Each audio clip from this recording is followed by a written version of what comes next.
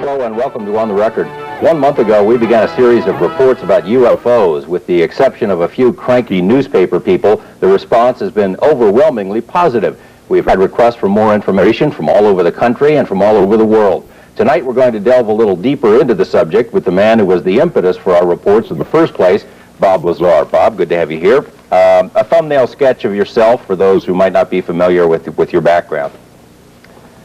Worked at Los Alamos National Labs as a physicist? As a physicist, and essentially hired as a senior staff physicist at Area S4, essentially for what I was told anyway was United States Navy. Where is S4? It's about 10, 15 miles south of Groom Lake, about 125 miles north of Las Vegas. How'd you get the job? I really don't want to mention the guy who I got it through, but I was referred to a person at EG&G to drop off my resume to. That's where I was interviewed, though the job is completely unrelated to EG&G. What did they tell you were going to be doing, or did they tell you? No, they really didn't tell me till the very end. It was, they said a job of a high technology job, something that I'd be very interested in. Okay, so you get hired, and what happens? You fly up there?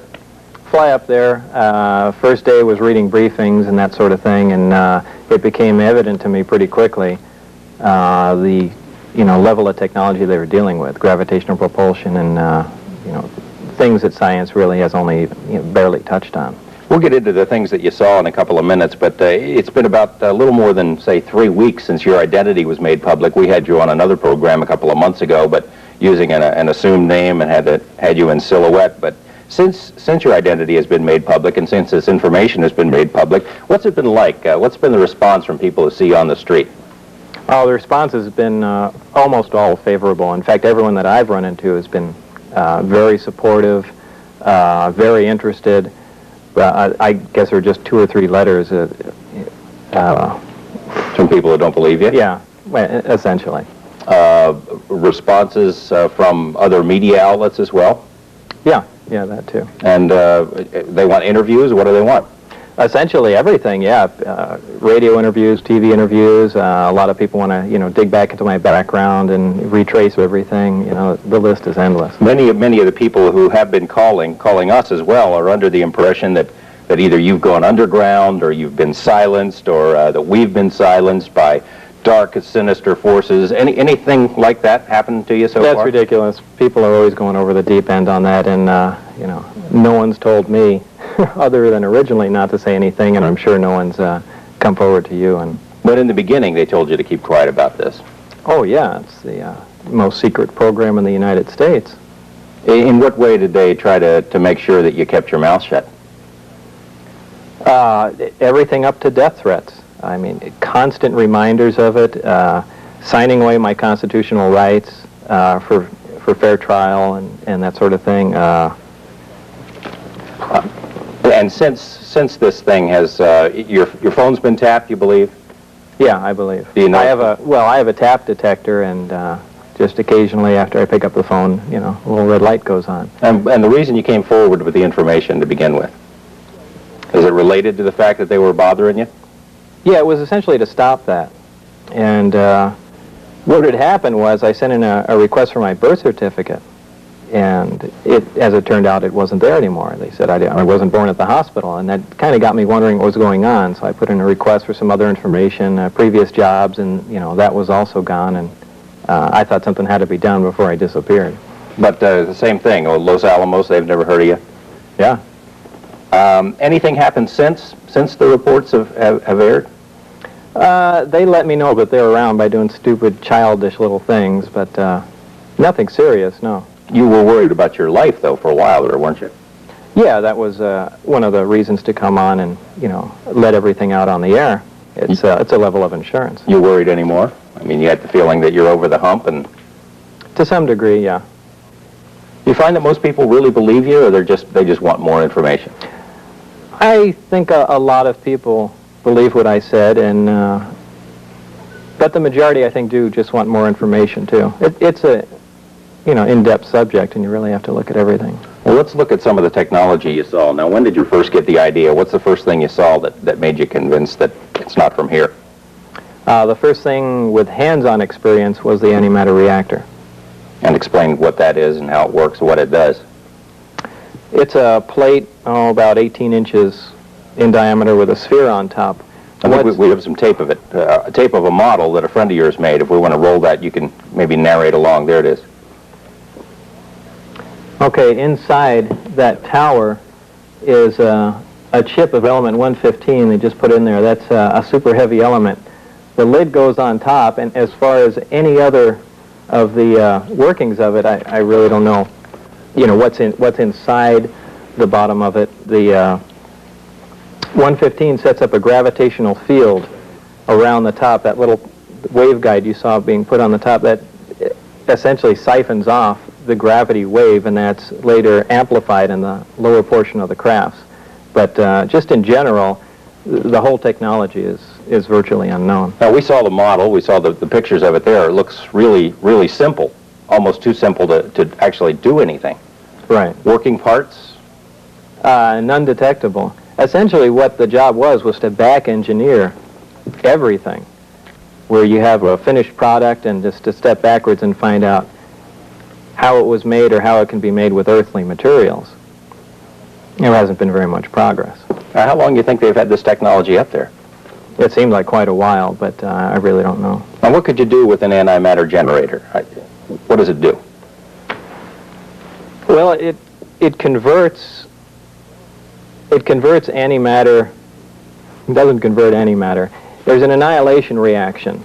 It's an extremely powerful reaction, 100% conversion of matter to energy, unlike a fission or fusion reaction, which is somewhere around 0.8%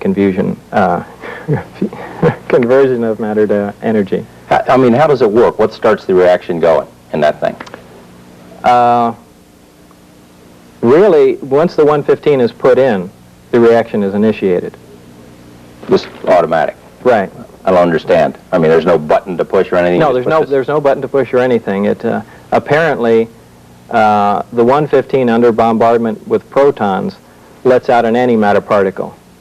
This antimatter particle will react with any matter whatsoever, which I imagine there is some target system inside the reactor. This in turn releases heat, and somewhere within that system there is a 100% efficient thermionic generator, essentially a heat to electrical generator in there.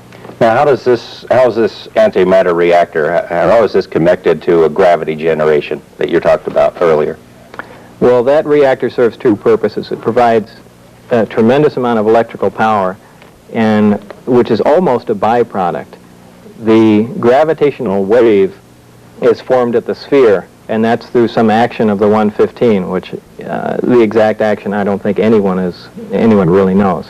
The waveguide siphons off that gravity wave, and that's channeled above the top of the disk to the lower part where there are 3 gravity amplifiers which amplify and direct that gravity wave. In essence, creating their own gravitational field. Their own gravitational field. You're fairly convinced that science on Earth doesn't have this technology right now. Well, we have it now, I guess, at Right. S4, but we didn't create it.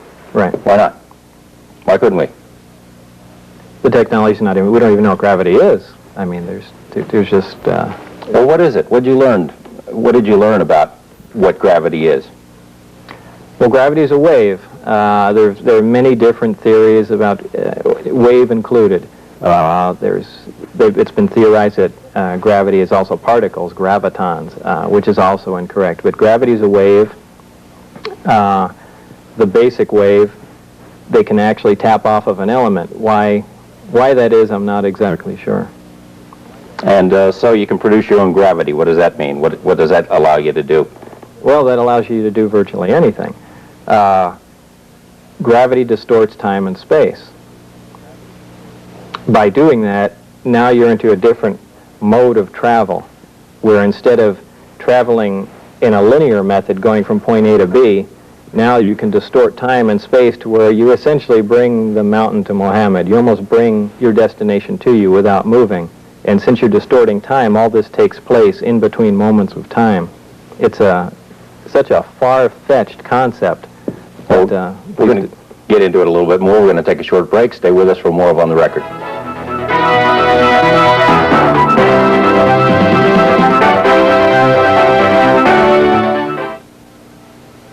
Welcome back to On the Record. We're talking with Bob Lazar about flying discs, alien technology, and other matters. Now, of course, what the UFO skeptics say is, yeah, there's life out there elsewhere in the universe. It could never come here. It's just too darn far. With the kind of technology you're talking about, it makes such considerations irrelevant about distance and time and things like that. Exactly, because when you are distorting time, there's no longer a normal reference of time. And that's what producing your own gravity does. You can go forward or backward in time? Is that what you're saying? No, not essentially. It'd be easier with a model. On the bottom side of the disk are the 3 gravity generators. When they want to travel to a distant point, the disk turns on its side. The 3 gravity generators produce a gravitational beam. What they do is they converge the 3 gravity generators onto a point and use that as a focal point. Then they essentially bring them up to power and pull that point towards the disk. The disk itself will attach onto that point and snap back as they release space back to that point. Now, all this happens in the distortion of time, so time is not incrementing, so the speed is essentially infinite. We'll get into the disks in a moment, but the first time you saw the antimatter reactor in operation or demonstration, you had a couple of demonstrations. Tell me about that. The first time I saw it in operation, they just put, a friend I worked with, Barry, put the fuel in the reactor, put the lid on, as was shown there. Immediately a gravitational field developed, and he said, feel it. And it felt like you bring 2 like poles of a magnet together, except you can do that with your hand. And it was fascinating because that's impossible, except, you know, on something with great mass. And obviously this is just and it was a repulsion field. In fact, we kind of fooled around with it for a little while, and we threw golf balls off it, and it was just a really unique thing. And they had some other sort of demonstrations to show you that this is pretty wild stuff, right? Yeah, they did. They were able to channel the field off in a demonstration booth. They created an intense gravitational area, and you began to see a small little black disk form, and that was the bending of the light. Just like a black hole floating around. You know, a black hole's a bad analogy, but yeah, essentially. And time, they gave you some kind of demonstration about time involving a candle. Explain how that worked. Yeah, they took a candle and lit it and put it in the distorted gravitational field, which distorts time, and the candle just stood there. It didn't melt or burn. It was, I mean, it was really unbelievable. You had to be floored by seeing all this stuff. I was. I mean, that's why I'm kind of laughing about it now, because it must sound ridiculous to everyone, but it's just phenomenal. I mean, this is really alien technology. About the 115, we talked a little bit about it in the series of reports. Explain what it is again and why you believe it could not be manufactured here. Okay, it's a super heavy element, meaning that on the periodic chart, which lists all the elements found on Earth and that can be synthesized, it's, I think the highest element we've synthesized has been about element 106. Now from 103, or actually anything higher than plutonium up, the half-life begins to drop. In other words, the element disintegrates. When you get up to element 106, it's only around for a very small amount of time. Even science today theorizes that up around element 113 to 116, somewhere in there, they should again become stable. This is in fact true. That's what element 115 is. It's a stable element. To synthesize it would be impossible. The way we synthesize heavy elements is we take a stable element like bismuth or something like that, or plutonium, whatever, put it in an accelerator and bombard it with protons. Essentially what we're trying to do is plug in protons into the atoms and increase the atomic number. To do that to the level of element 115 would just take an infinite amount of power and an infinite amount of time. What kinds of things, what capabilities would a heavy element like this have? I mean, other than producing power. Obviously it can produce a lot of power, right? Well, it in itself is not antimatter. It just has a unique property of producing it. Any of the other basic properties it has, I really don't know of, but using just the antimatter producing property, the potential for a weapon is staggering, is absolutely staggering. Like what? I mean, a pound of it, what could it do? Well, 2.2 pounds is the energy equivalent of 47 10-megaton hydrogen bombs. I mean, it's a good bang, and a pound of a super heavy element is, you know, maybe the size of a plum or something like that. I guess what I've heard most from the people who just don't buy the whole story is that, sure, maybe you worked at an area called S4, and maybe that it is a secret area, but what you were shown is stuff that we've made. That we made this 115, if it is 115, that we made the flying discs, that we made these antimatter reactors, because these are advances that you just don't know about. Hardly. Why not? Well, the 115, it's impossible. I mean, that's, and the fact that the main job of everyone there is to find out how everything's made, I mean, that just contradicts everything right off the bat. The materials are completely alien to us, and just the overall idea of the project is, hey, can we duplicate this with materials that we have here? So obviously it was something that was found, or given for that matter, and we're just trying to duplicate it. The 115, where do you suppose it came from then? I mean, what kind of an environment would that kind of The only place that 115 could be made would have to be in a natural situation, somewhere maybe on the fringes of a supernova or somewhere around maybe a binary star system where there was more mass in the primordial mix of that system, where heavier elements would have had a chance to form when the stars were collapsing and there were huge amounts of energy being released, something along those lines. It has to be a naturally occurring element. All right, you saw antimatter reactors, you saw gravity propulsion systems in flying discs, flying saucers, you saw this element 115. You also read a series of reports that had other stunning information. Can you give an overview of the kinds of things that were in these reports? The reason I didn't do that before was, first of all, they were just reports. Everything else I had hands-on experience with. Now, there was lots of strange information in the reports, but there again, it's just printed material, and it could be disinformation. I don't know. But certainly, the information I did read in the reports about the 115, the disagram, I mean, that all had, material that related to that. The reports went into aliens and even went along the lines of religious background. Well, we should let our audience know. I mean, we discussed this when we were putting the series of reports together, whether to get into the alien thing or not, and we decided not to for the time being. It's not like you're hiding something from the audience or whatever. It was just a decision we made. But you did see reports, whether they're true or not, government reports about aliens. What were in the reports? They had, there were photographs of aliens, there were autopsy reports. There was really a wealth of information, but there was, as far as what? What do they look like? The typical gray. I hate to say that gray. Like anyone knows what a typical gray is. It's a creature probably 3.5 to 4 feet tall, a large hairless head, black slanted eyes, long arms, very thin looking. I don't know how else I would describe them. Well, what does an autopsy report look like? What's included in an autopsy report that you said you read? The reason I call it an autopsy report is I saw the carcass, well, it was obviously a dead alien, the carcass cut up, and it was all dark inside, like it had an iron base. The reason I say iron is because it was very dark blood or whatever. I'm not a doctor, but it seemed to be one large organ in the body, as opposed to an identifiable heart and lungs and that sort of thing, but just one gooey mess in there. What did the report say? I mean, it had pictures. It had to have some words. Here's Exhibit A, an alien. Essentially so. They had weights and densities of the organs. That there were no conclusions drawn, but just it was just a basic description of what the person who was cutting open the body saw. Say where they came from? Yeah, in one of the reports it said they came from Reticulum 4. Was what it said. Where is that? Any idea?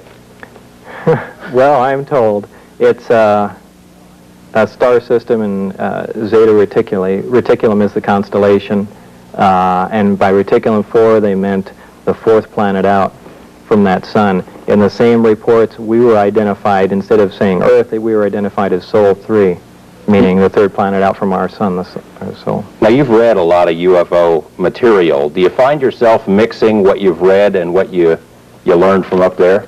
No, that's why I stay away from the UFO researchers and things like that, I really don't want to be associated with that. I don't research the stuff. It's interesting to read, but no, I'm not mixing anything that I've read in this stuff. We're going to get into that a little bit more. We're going to take a short break. Stay with us for more of On the Record.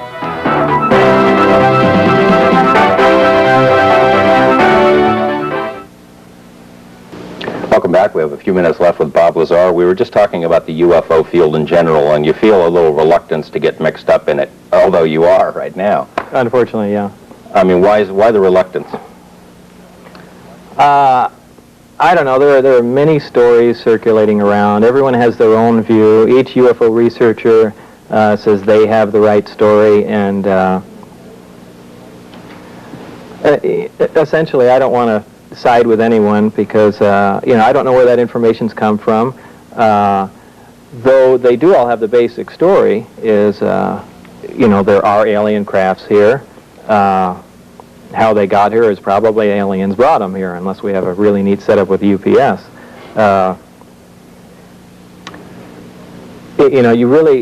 There's just so many different factions of them, and they all kind of war between each other. I really don't want to get associated with them. Before you got into the program at S4, though, you had an interest in UFOs. I mean, it must be hard for people to swallow that here's a guy who has an interest in it and he gets hired into the program. Well, it was a very brief time there. I had sent out resumes to several places because I wanted to get back into the scientific field again. Almost simultaneously, I met John Lear and read some of his material, and initially I thought he was just absolutely crazy. But apparently he did have a good source of information because, as it turns out, some of the information that he had, I actually had hands-on experience with. But your regard for UFOs in general, I mean, as a scientist, did you think there was something to it, or was absolutely it just not. Absolutely nothing? No, I would have stood on that till the day I died, that was bunk. Many of the people who've been calling are UFO groups or UFO researchers who have demanded that you talk to them. We've got to talk to this guy. We want to give him a lot more publicity so he stays alive. We want him to give us information so that we can further check out his background, etc. We want to protect him. We want to help him. You've resisted. I mean, you've done this program, you've done a couple of reports with us, and you've done a radio show or two. But in general, you've resisted going into the UFO circuit. Why is that? Well, just like I mentioned before, I just don't want to be associated with those guys. And how many people are you going to open up your background to and let them, run rampant through it? I mean, private detectives, every UFO group in the world wants to do that. The idea was for me to release the information, essentially to protect myself and take some of the heat off. And I've done that, and, that's all that needs to be done, really. Certain UFO researchers claim they've been getting information from you all along. You've been leaking stuff to them, and that they've read these reports that verify the information. You've been working with UFO groups while you were in the program at S4? Not UFO groups. I did mention a couple things to some people. That's all I'm going to say. Okay. In essence, were you breaking your vows that that you made to the government? Yeah. And why did you feel that was necessary? I mean, you took an oath, didn't you? Yeah. But look at the magnitude of what was going on. I believe that some of the technology, maybe all of the technology should be kept secret until we have a handle on everything. But certainly the overview of what happened just cannot be a secret from anyone, not just the American people, but the rest of the world. Let out the basic fact that we have these crafts at one time. Aliens did at least visit and drop off something, however they got here, that there was some contact made, and then cut it short. You don't need to release information on the gravity generators, the weapon potential, which is enormous, and so on. What could you do with that? We got about a minute left. What could you do with that technology? If, say, you took the flying disc, the antimatter reactors, the gravity generators, gave it to Los Alamos or Livermore, let them examine quantities of this stuff. I mean, how would it affect life on Earth if this stuff was widely available? Then mass producible? Yeah. That's tough to say. I mean, you have a completely different mode of travel. What happens when you can play with time? That gets into a really deep philosophical, question there. But I mean, it would change a lot of stuff, change everything. Oh, yeah, it would change absolutely everything. You think it'll ever come out? Personally, no. What do you hope happens, both to yourself and with this information? That there's been enough thorns put in their toes to where they do try and release something. We'll have to have you come back, Bob. Thanks for joining us. We'll see you next week with more of On the Record.